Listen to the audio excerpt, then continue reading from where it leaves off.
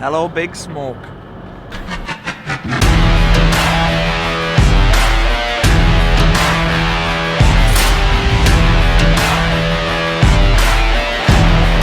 Okay, my friend, close your eyes, please.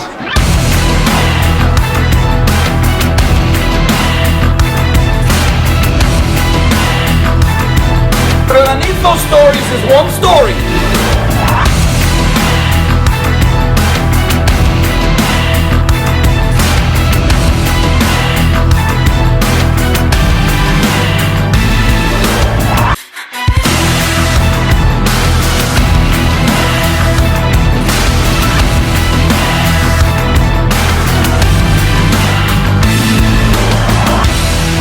What is the story?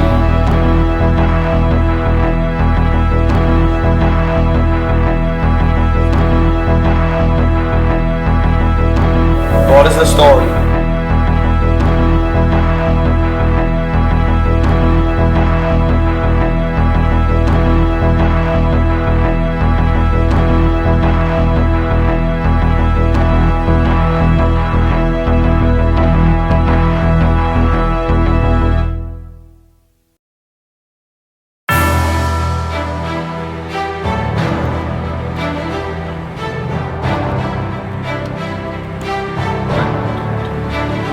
Shoot something here.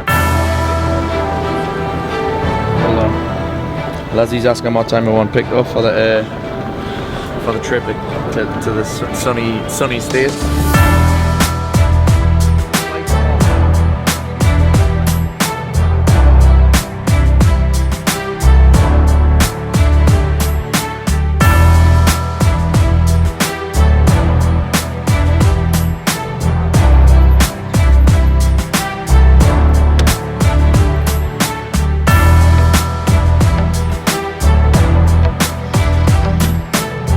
Hey mate, we're going to Meat Liquor. Sorry? Do you know it? 74 Welbeck Street, W1G, St Marylebone, is that right? Yeah, I know it, mate. No worries. Yeah, Sweet. you got the knowledge and all of that? Yeah. Yeah. I love the way you said where you're going and you just said Meat Liquor. Meat Liquor, yeah. Well, I thought, you know, it's like local, innit? I thought you'd know it. Yeah, but it just sounds Welbeck's like. it sounds super weird. Where you going? Meat Liquor. Get in the van. Get in the fucking van. Not the coolest picture of a cat you've ever seen. It's actually He's just smiling at the Hey, camera. up. I've never seen that before. Hey, up there. No, that's like, what the fuck are you looking at? Isn't it? Look at it. What you looking at? Isn't it? It's unbelievable, Jeff. Maybe talking about access and access as in why we're getting a cab and not the tube. Why did I go first class and not thingy? What? Not necessarily about bragging about money. It's about access. Like you could save money by getting the tube, or I could save time and energy by getting a fucking tattoo. I've got something about calm and clarity in the chaos. Sweet dude, thank you. No worries. Cheers. Thanks, mate. Sorry, buddy. See ya. Oh, good, boss. Yeah. Cheers, dude.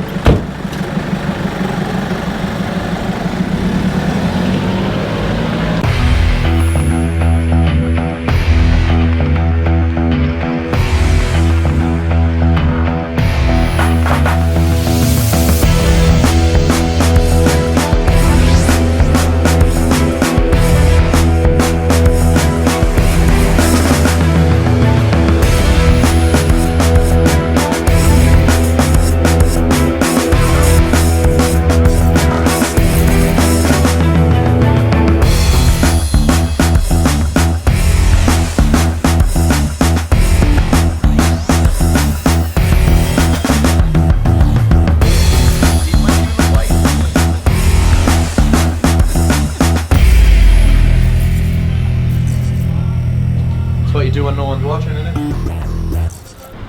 Right, what we doing, bro? Where we're going? Dude, There's one in the north. there's one in Yorkshire next to racegoers. Look at that, that's funny. Go to the straw. I'll have to do unicorn milk. Dude, I need a coffee and get me head in the fucking game. Dump this bag. Do what we need to do. So why are we down here, buddy? Well, I'm certainly not down here for the good of my health. No, we're here for my a mastermind, actually. Not your typical mastermind though. This is loud. Look, listen to all the noise. Yeah, we're here for a mastermind that I have going on tomorrow with a company called Strategic Coach, which I'm kind of excited about. Normally, the masterminds that I've been involved in have been kind of people that I know, people that are in fitness, kind of the same circles, like a big circle jerk actually. I'm not saying the bad, I've got a lot from all of them. But this one today is with people from a bunch of different injuries, plastics industries even, plastic surgeons, who else in it, wealth management owners, will writers, etc, etc. So I know that doesn't sound very exciting, but I'm sure it will be.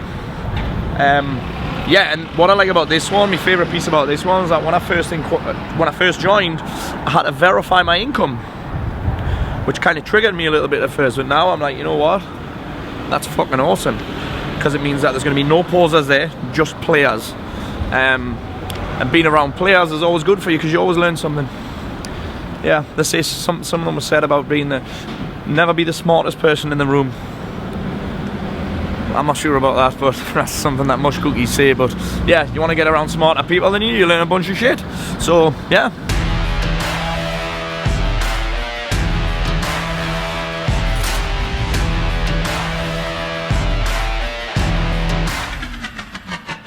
Bit across the road right now, but I'll probably pull me hamstring running across the road. Go green. Dude, I hope you get me wheels in this shot. Huh? Classics, huh?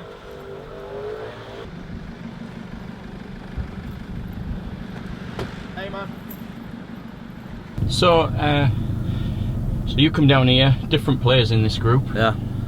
And why did you choose to go to a group like this, which That's a great question. Which is outside of kind of Garrett's circle, because you get a lot of your development through Garrett? Yeah. It's just this mastermind somehow that people don't already know who I am, which is really nice for me because I don't have to. I mean, I don't put on an act anyway, but it's just a different environment for me to get around people from different industries, not just in marketing, not just in kind of self-development, but actual kind of real business, the kind of nitty-gritty of the numbers and shit that I would normally avoid because the marketing conversation is really easy. So yeah, and a different age group, different kind of things. So plus it means I don't have to fly all over the world another 4 times a year because that shit's tiring. London's like a day trip for me now, so yeah, exciting shit. Creators create more value for the marketplace than the consume. So they consume as in products, information, knowledge, etc. But then they create. So that's why they're in prosperity. But then the people that are in scarcity, they consume more than they create. Does that make sense? Mm. So they may consume the same amount of information, but they don't create enough value for the marketplace, therefore they don't get paid enough. And I think that's that's very interesting. So he was like, that's really the difference between scarcity and prosperity, is the consumer versus creator's mindset. Aye.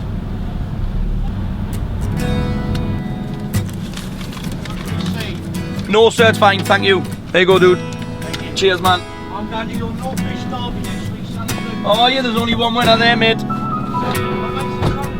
Good lad, I like him a lot. Oh, you're up in the gun. Thank you. Thanks, mate. Cheers. That's mate. Does he say level 4? Fine, thank you. I have a room booked for 2 nights. Just me. Mort. M-O-R-T. Must be playing this 5 in the bed and a little one's head. All over. That's dope, isn't it? No problem. Got a wrong hotel. How's it?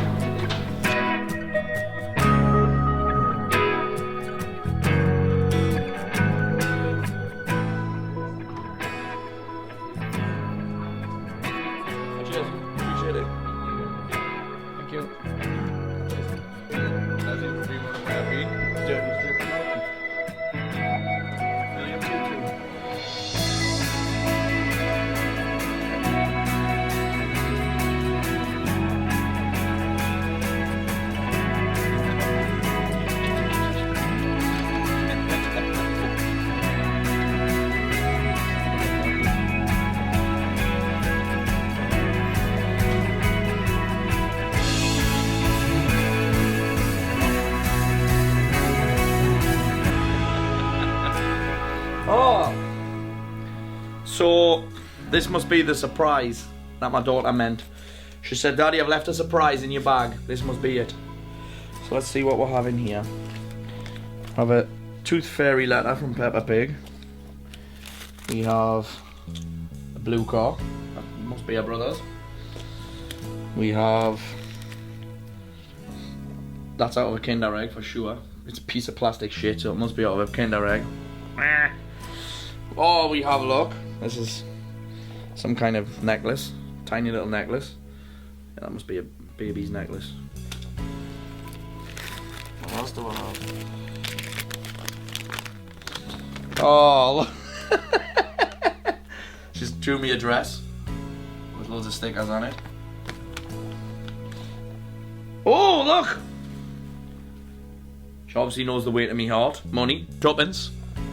Tuppence. Oh, and look. 2 lollipops, 1 for each night that I'm here. Wow. See, that kind of thing's quite simple, but it kind of makes me trip easier to handle. Like, I'm not a fan of being away. Has to be done. Like, I think that if you're not prepared to travel and learn new shit and grow and expand, then you're kind of choosing to stay stuck. People always complain about being stuck, but they don't kind of go anywhere to become unstuck. So it's fucking obvious. And when I put events on places and people are like, oh, that's too far, I'm like, dude, it's 2 hours away. And I know I'm only in London right now, but sometimes I'll fly, well, you're going to see this, I'll fly fucking halfway across the world to learn more and expand and then increase my knowledge, to increase my capacity, etc., etc.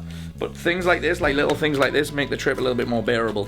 And, you know, sometimes I'd say to my wife, Leslie, I'd say, don't send me any photos of the kids, it makes it worse, it makes it harder. But that's like, that's on me, that's not on her. So, yeah, it's interesting. Absence makes the heart grow fonder, or something like that. But honestly, we're talking about connection and attention with your kids. And sometimes the way to increase connection with your kids and your family is to actually disconnect from them for a little bit. I remember last year I went to the 9-day school for the work with Byron Katie, and it was in Germany, in the middle of nowhere. You had to, well, you didn't have to. It was called the surrender exercise, and at the start, she said, and this lady's changed my life before I even went to this course, just with that book, Love and What Is. She said, look, anything that you have an attachment to, I want you to surrender. So for a lot of people, it was cigarettes, maybe it was makeup, maybe it was junk food, maybe it was sugar, whatever it was, alcohol, whatever, you had to give it up. And I give up my cell phone. That's, if you're not American, that's code for mobile. I give up my mobile, I give up my iPad, and I give up my laptop.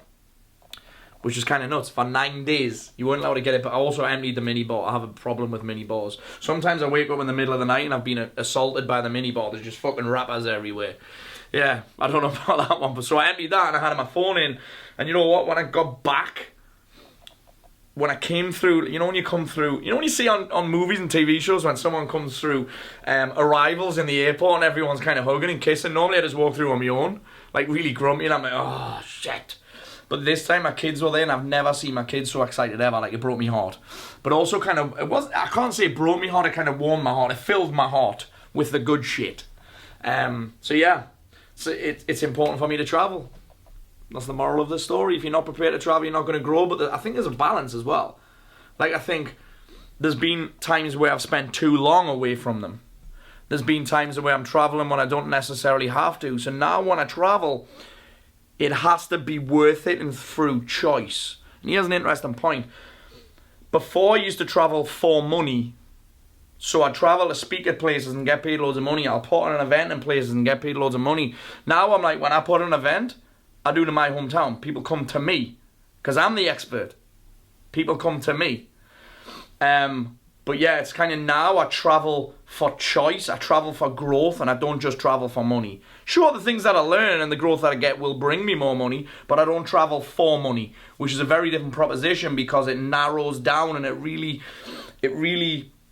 how can I say this? It concentrates and it really bangs in and dials in what traveling I have to do and the purpose of the travel.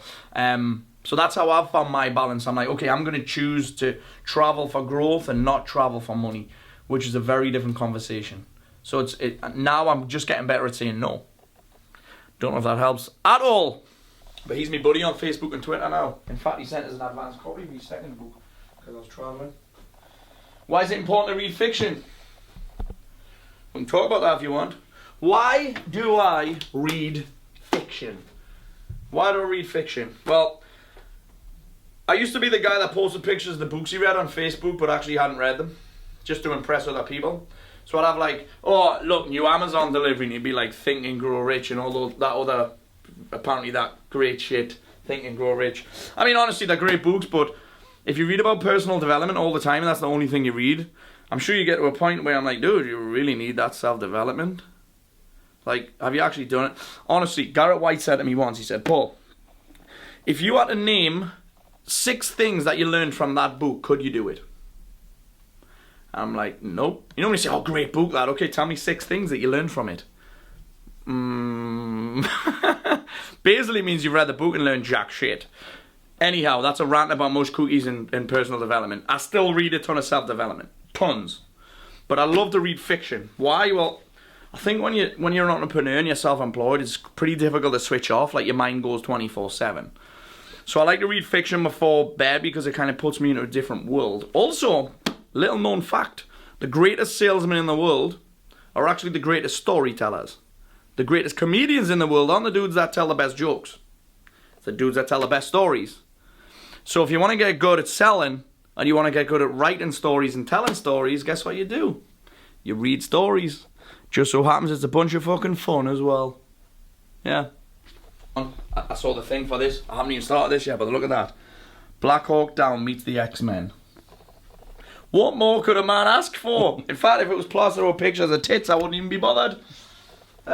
Pathetic. Yeah. Love a good fiction, Mark. Love a good bit of fiction. Coffee. Yeah, right. What am I looking for? How was that, Mark? My brain's a bit fried right now, by the way, just so you know. So his brain's fried, which means it's my job to unfry it.